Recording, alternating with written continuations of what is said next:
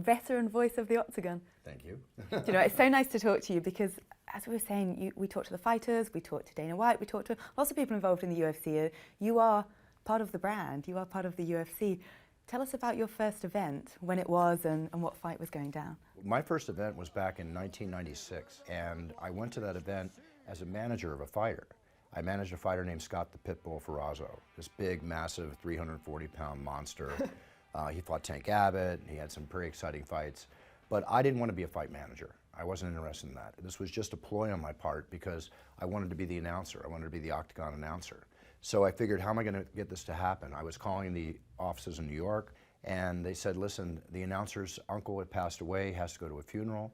We need you in Alabama in 2 days. Can you be there? And I said, oh, I'm in the hospital. I'm with my mom. She just had a serious operation. She's recuperating. She's half awake. She's listening to the call. I said, listen, I'll call you back. And I looked at my mom. She said, who was that? She said, that was the call you've been waiting for, isn't it? I said, yeah, Mom, they called. And she gave me that whole, like in Rocky, when his wife is in the hospital and she's upset, he can't train, he can't do anything, and she goes like this, you know, win. She gave you her blessing. She gave me a thumbs up. She said, you gotta go, go. Don't worry about me, I'll be okay.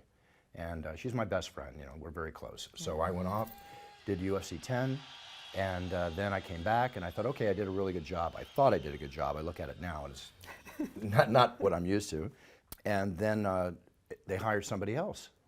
And I thought, oh, I'm not gonna get this.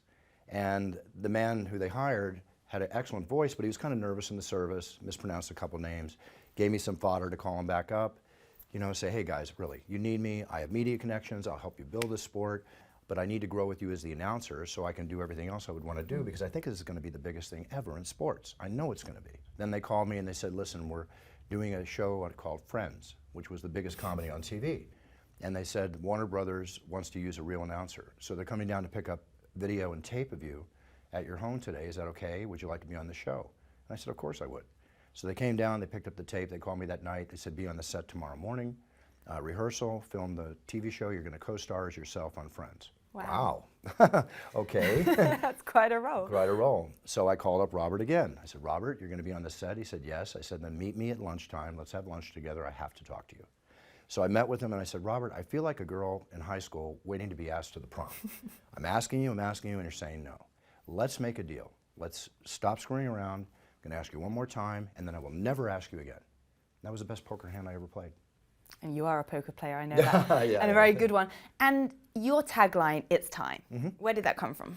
You know, every day when I wake up, I've done motivational speaking in the past, and for me, I need to motivate myself, because bottom line, in my opinion, the only way we're ever gonna get things done, no matter what our beliefs and where we get our support factors from, it's up to us. So every morning I wake up and I shave, I look at my face and I go, it's time. And I used to do that all the time because it was time to have a great day, to have the best day ever, to be the best I can be. And in the beginning, I was not phrase driven. Everybody wanted to be like my legendary brother, Michael Buffer, and have like a catchphrase.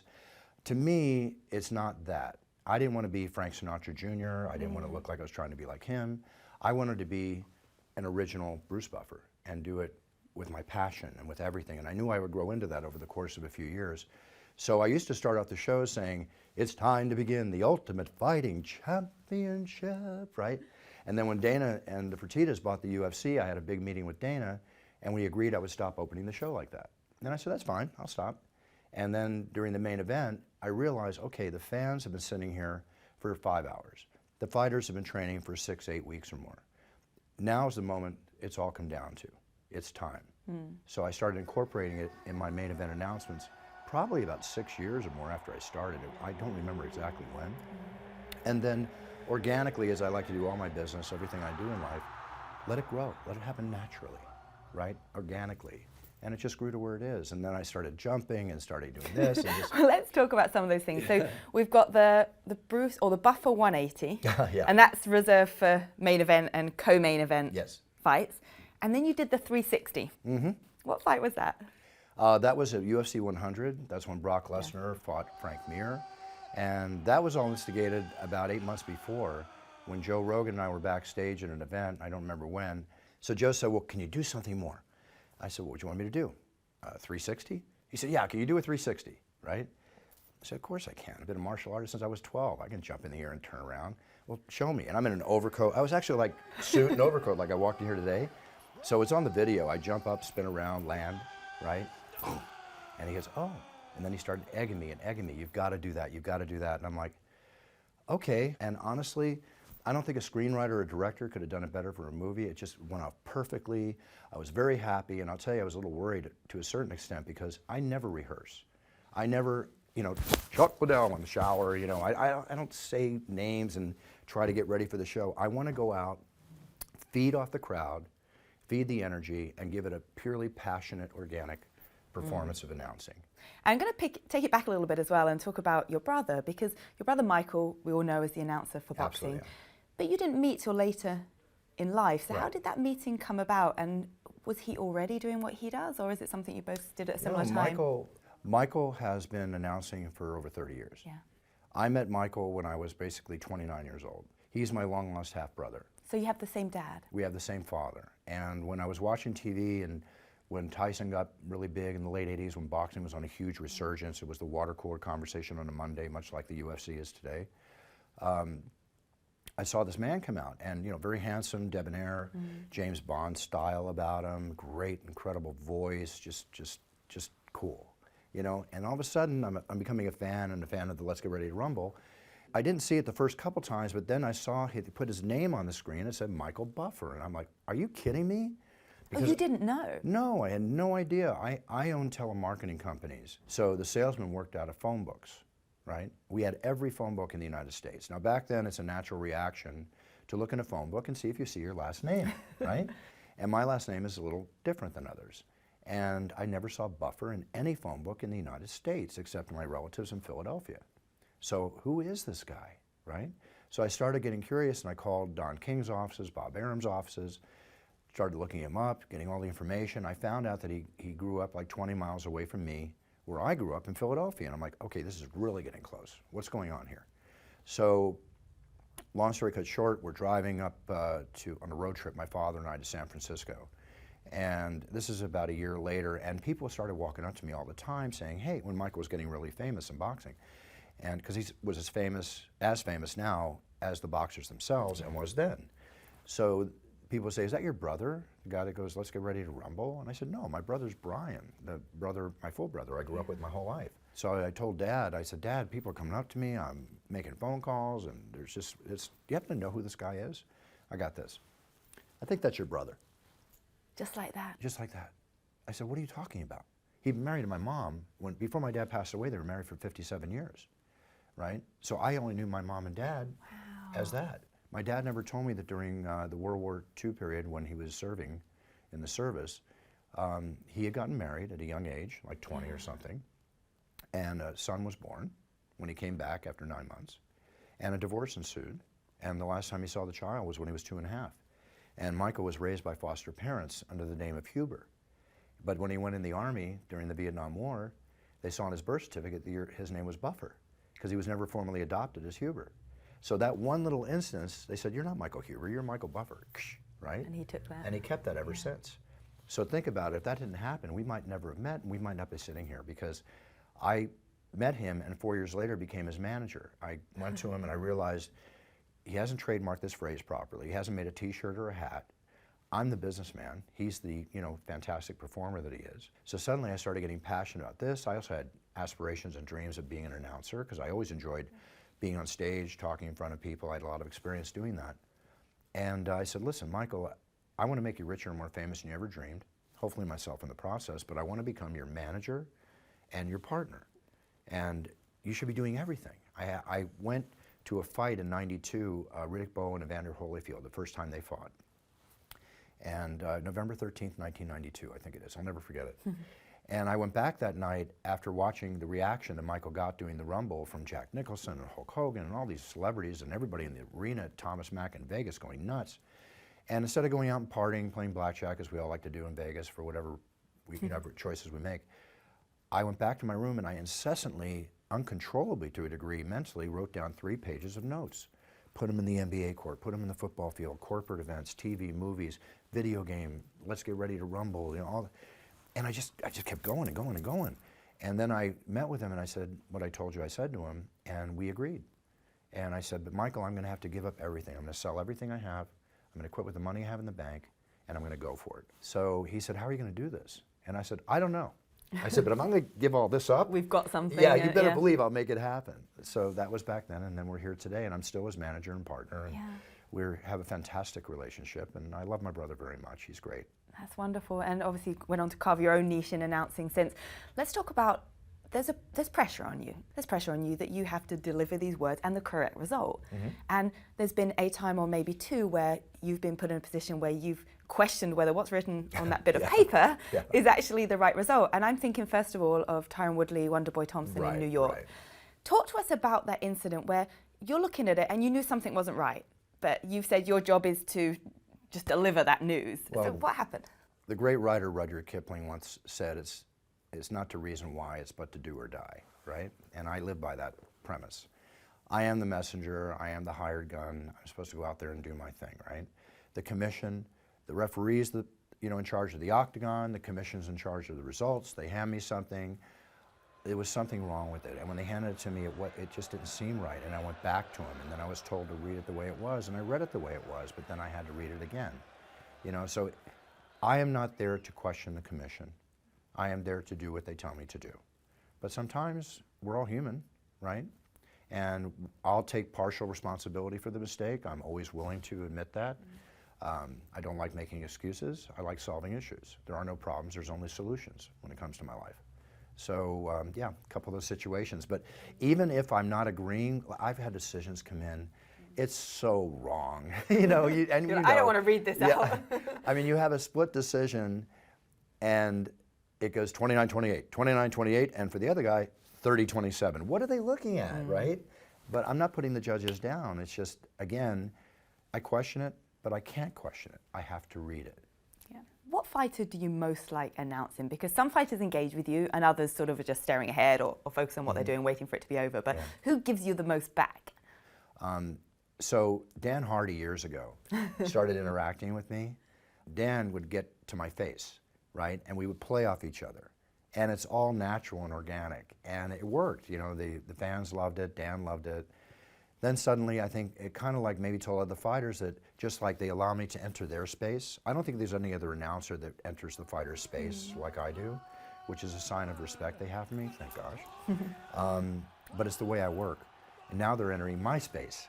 So there's been fighters in Brazil and elsewhere, and I think just the last show, where they'll literally walk up, I'll be announcing, doing my thing, and then they'll walk up to me and give me that. TJ Dillashaw's one that really gets in your face. TJ, that's another one. TJ is one of my favorite to announce too. Announcing, favorite fighters to announce is a combination of a few things. My fandom and respect for the fighter. The longer and more difficult the name, the better for me. You might ask me, the hardest names to announce, you know what they are? Single syllable names. Like because you can't give it anything. Yeah, you have to really, how do you tweak? Mike Swick's a great guy, he's one of my friends, and I love the guy, but I need to give him a punch. It's like, Mike Swick, okay, I gotta, Swick, I gotta get it out there. Frank, Trigg, single syllable names are difficult. Nurmagomedov, all day long. But there's one person that you reserved the buffer bow for. That's yes. Obviously, the great Randy Couture. The great Randy Couture, who's one of my favorite of all time to announce. As a friend, I've always liked Randy. His pedigree, when I'm announcing him, the former, the UFC Hall of Fame Octagon Warrior. It's so much meat to the announcement. But that was a show, it was either 103 or 105, I forget, and it was in Portland, Oregon. And Randy and I had a talk a couple weeks before, and he said, Buff, I think this is going to be my last fight. And I thought, wow. This is history. He's not telling anybody, but he told me it might be his last fight. And that's why, as I announced him, I went down to the buffer bow. I have a tendency to show respect to people, whether it's my martial arts background or just my theory about life, but I'll go like that all the time. Because I give a little slight bow of respect to people. In Randy's case, I went down to one knee, just like, royalty in England, right? He deserved it. He did so much for the UFC. But then he came back and fought again. It was okay. but any other fighter that you'd feel that amount, obviously you respect them all, but that amount of respect for, who else, when it comes to their retirement time, do you think deserves?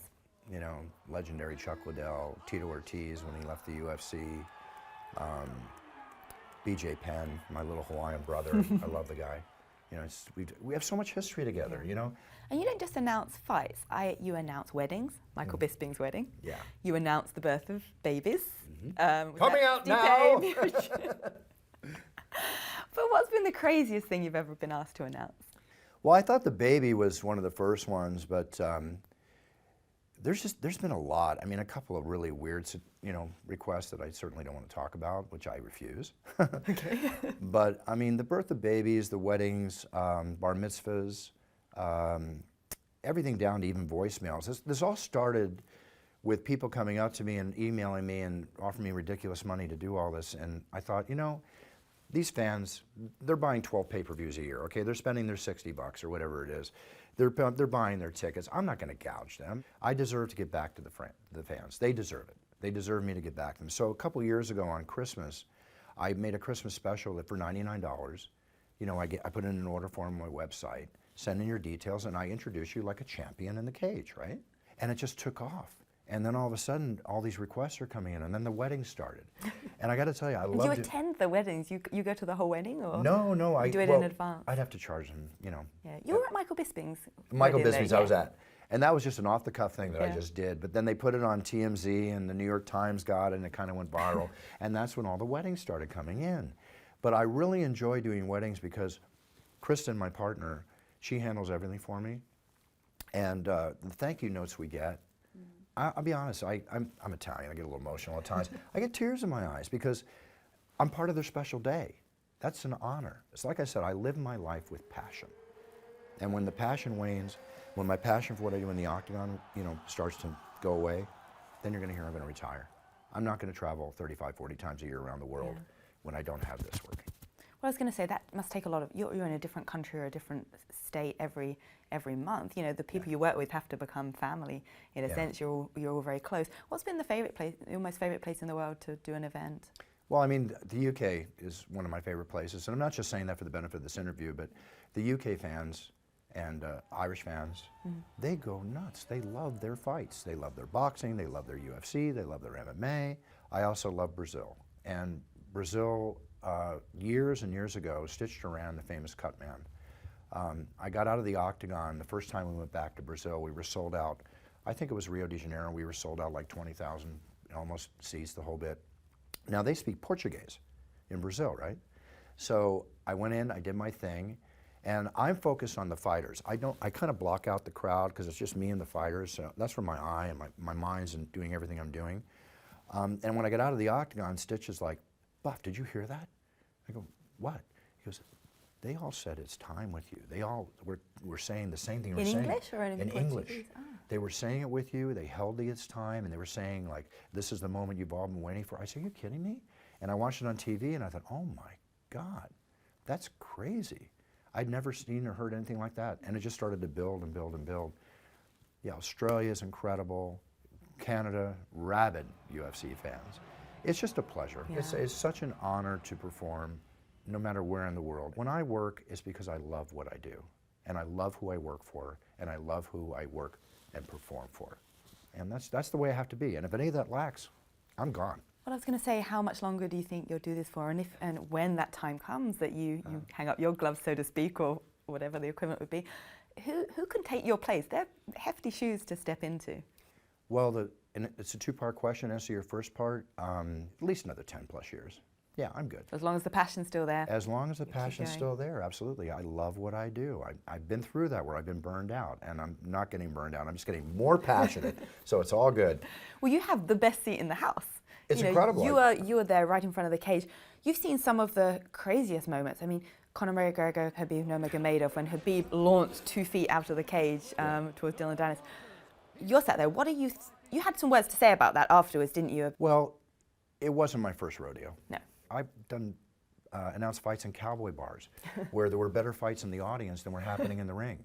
I went into the octagon to try and do what I could do on my end to give some level of decorum to what was happening, but it was crazy. It was a horrific way to end an amazing night. In this world we live in, things like that can actually make you more popular these days. You know, Habib went from 1 million approximate Instagram followers to something like over 15 million since that event happened. This is not, Habib is a very cool cat. He's a very respectful man. I get along great with Habib. His switch got turned. I'm not condoning it. The switch got turned. He couldn't turn it back. He'd had enough. Is it right? No, it's not right. Are the fines and the penalties that came down right? Powers that be make those fines and penalties are the ones that make those decisions. So it is what it is, and we have to learn from it. I just want the world to know that that is not what we're all about. There are young people watching these shows. There's enough going on in the world that affects them. We should not be the ones to affect them. We should be the ones to motivate them to be the best they can be, which we do, except for an isolated incident. And we'll get past it. It's all, we have gotten past it. It's all good. Many, many times these things have happened. Going back to one of the things you'd asked me earlier about an announcer taking my place, I've been involved in enough businesses and have run large companies, and including myself, I consider the fact that everybody is expendable, right? There's always somebody that can take our place. Will they be the same? Will they create the same, excitement or do the same job? I think when I'm gone, Bruce Buffer's gone. He did it. I did it. I hate talking to You're making me sad. No, I mean, when it happens, it happens. I don't want to leave, but whoever the UFC chooses to take my place, they'll pick somebody who obviously is very, very good at what they do, and they'll have their own flavor. Will they do it like I do it? I don't think so. I think it'd be a hard path to follow. I've blown 2 ACLs for the UFC. I'll tell you right now, any of the announcers coming in, watch yourself. I was going to ask you about that. That was the Georges St. Pierre fight. Yeah.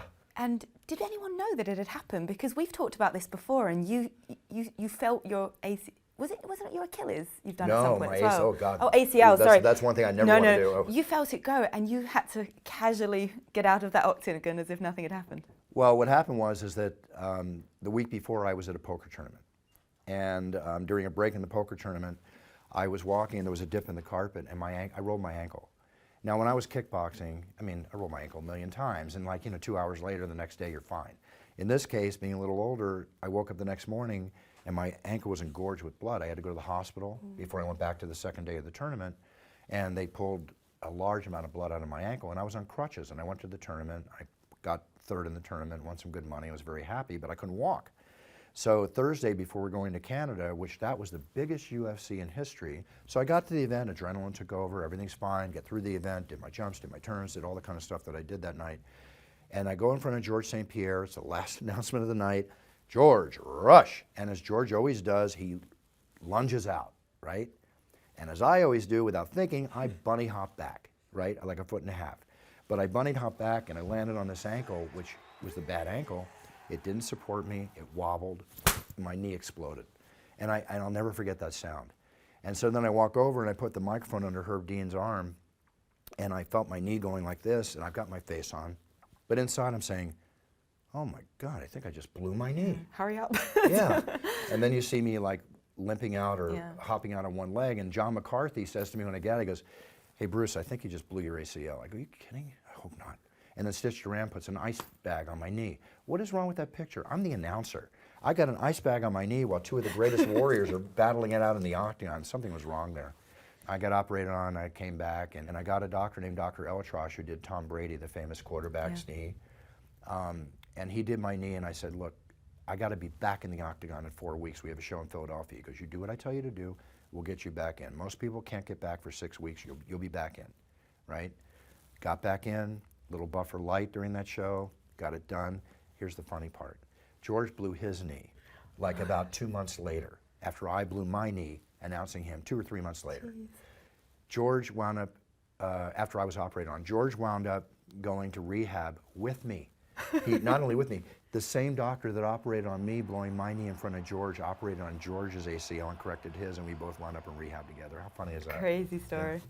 I could talk to you for ages. You have so many great stories, and it's just a pleasure to be able to hear them and have you here with us. Enjoy your trip here. Thank and you. we'll chat Real again pleasure. Soon. Thank Many you. years, first time. I love it. Exactly. Thank you. It's time. Let's do this. It's time.